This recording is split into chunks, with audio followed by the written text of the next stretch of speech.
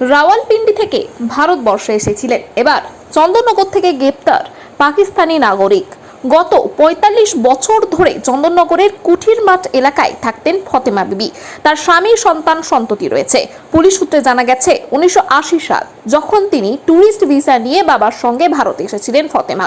১৯৮২ সালে চন্দননগরের এক বেকারি মালিক মুজফফর মল্লিকের সঙ্গে তার বিয়ে হয়। তার 2 মেয়ে রয়েছে, মেয়েদেরও বিয়ে হয়ে গেছে। পুলিশের স্পেশাল ব্রাঞ্চের খাতায় ফতেমা নিখোঁজ ছিলেন ভিসা নিয়ে আসার 1 বছর পর থেকে। কাশ্মীরের পেহেলগাঁও অ্যাটাকের পরই পর্যটকদের ওপর যে জঙ্গি হামলা হয়েছে তারপর থেকেই ভারত সরকার পাকিস্তানি নাগরিকদের দেশে ফিরে যেতে বলেছেন। যারা পাকিস্তান থেকে ভারতে এসে রয়ে গেছেন তাদের খোঁজও শুরু হয়েছে নতুন করে। আর সেই খোঁজ চালাতেই চন্দননগরের কুঠির মাঠের পাশে মসজিদের পিছনে মুজফফর মল্লিকের দোতলা বাড়ি, সেই বাড়ি থেকেই আজ ফতেমা বিবিকে গ্রেপ্তার করে পুলিশ। এতদিন পর একজন বিদেশি নাগরিক হিসেবে গ্রেপ্তার করায় তার প্রতিবেশীরা অবাক। আইনি জটিলতা কাটিয়ে ফতেমার মুক্তি চাইছেন তারা। তার পাকিস্তানে কেউ নেই, যারা আছে সবাই ভারতে। ফতেমার স্বামী ও মেয়েরা জানান, হুগলির নালিকুলে বাড়ি ছিল ফতেমার পূর্বপুরুষদের, সেখানেই তার জন্ম। পরে কাজের সূত্রে পাকিস্তানের রাওয়ালপিন্ডি চলে যান ফতেমার বাবা। সেখান থেকেই ৮০ সালে ভারতে আসেন তিনি। ৬০ বছর বয়স হয়ে গেছে ফতেমার। নানান ধরনের ওষুধ খেতে হয় তাকে। ডাক্তার দেখানো হয়েছে, হাঁটুতে অস্ত্রোপচার করতে হবে, তাকে যেন ছেড়ে দেওয়া হয়, এই আবেদন জানাচ্ছেন পরিবারের সদস্যরা। ফতেমার স্বামী জানান, তার স্ত্রী চন্দননগর কর্পোরেশনের ১২ নম্বর ওয়ার্ডের ভোটার, তার আধার, প্যান কার্ড সব আছে। ভারতের নাগরিকত্বের জন্যও আবেদন করা হয়েছে, কিন্তু এতদিনেও তা হয়নি। এই বিষয়ে আরো কি জানা যাচ্ছে দেখুন বিস্তারিত। ২৪ আওয়ার্স আরামবাগের রিপোর্ট। আর আমরা কিছু চাই না।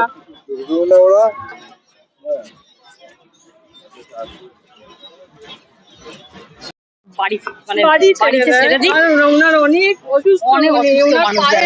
অপারেশন করতে বলেছে হাঁটুতে, আর কিছু নয়। আমরা রিজেন্ট ডাক্তার দেখিয়েছি, তাকে যেন ছেড়ে দেওয়া হয়, আর কিছু নয়। আমরা আর কিছু বলতে চাই না।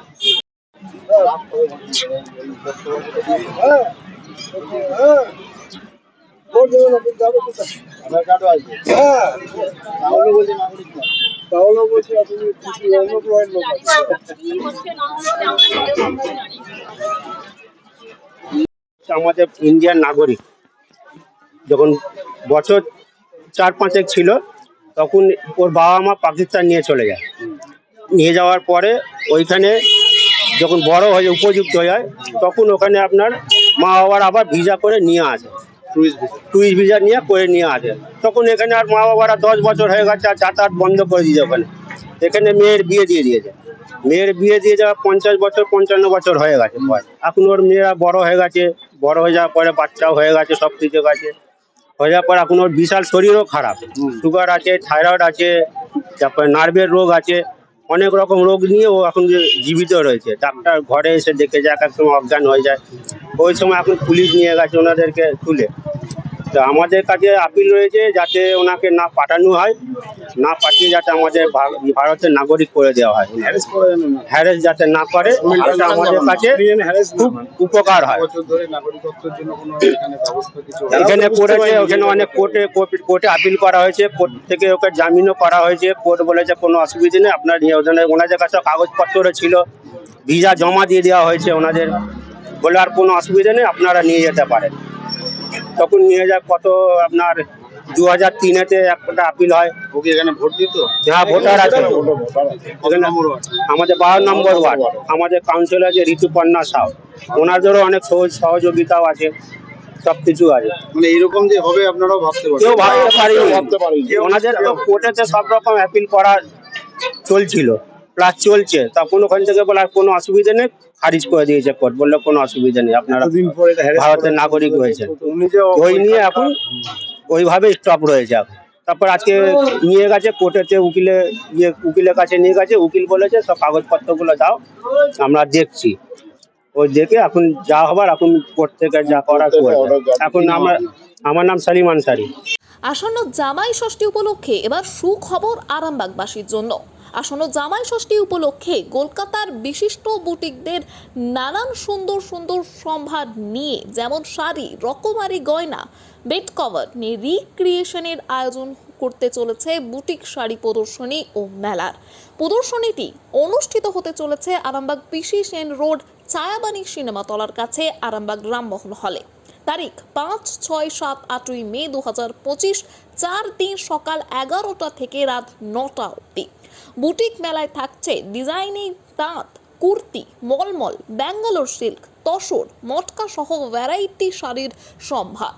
এছাড়াও বিশেষ আকর্ষণ হিসেবে থাকছে নবদ্বীপের ক্ষীর দই। এছাড়াও থাকছে 1000 টাকায় লটারির মাধ্যমে উপহার জেতার সুবর্ণ সুযোগ। তাই দেরি না করে জমিয়ে কেনাকাটা করুন আর জিতে নিন আপনার মন পছন্দের উপহারটি।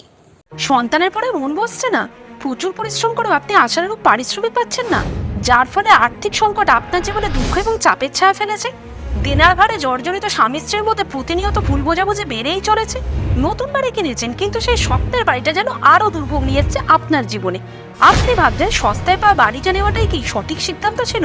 এমনই সব দ্বিধাদ্বন্দ্ব এবং জীবনের কঠিন মুহূর্তে আপনাকে সঠিক পথে পরিচালিত করবেন আন্তর্জাতিক খ্যাতিসম্পন্ন স্বর্ণপদক ও স্বর্ণ মুকুটপ্রাপ্ত ডক্টর অজয় শাস্ত্রী। তিনি শুধু আপনাকে পথই দেখাবেন না, আপনার জীবনে সত্যিকারের সুখ, শান্তি, ঐশ্বর্য, অর্থ যেন সঠিক সময় আপনার কাছে পৌঁছে দেয় সেই দায়িত্বও নেবেন। তার অভিজ্ঞতা এবং জ্ঞানের আলোতে আপনার জীবন হয়ে উঠতে পারে নিরুদ্বেগ ও সমৃদ্ধির পথে ধাবমান। তাই আর দেরি নয়, স্ক্রিনে দেওয়া নাম্বারে এখনই ফোন করে ডক্টর অজয় শাস্ত্রীর সাথে যোগাযোগ করুন। কে জানেন, হয়তো একটিমাত্র ফোনই আপনার জীবনকে বদলে দিতে পারে।